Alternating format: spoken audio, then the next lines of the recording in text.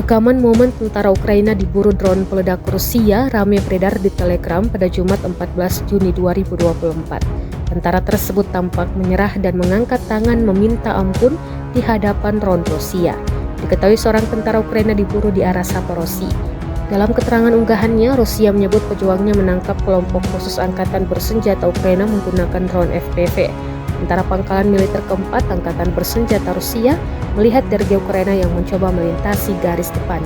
Namun tentara Ukraina menyadari bahwa mereka tidak dapat bersembunyi dari drone dan memutuskan untuk menyerah.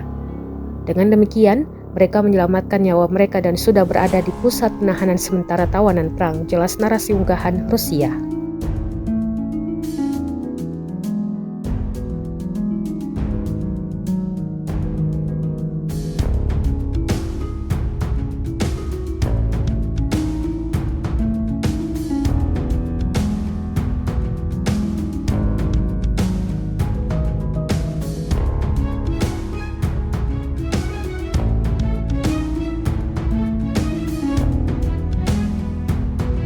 Download Tribun X sekarang, menghadirkan lokal menjadi Indonesia.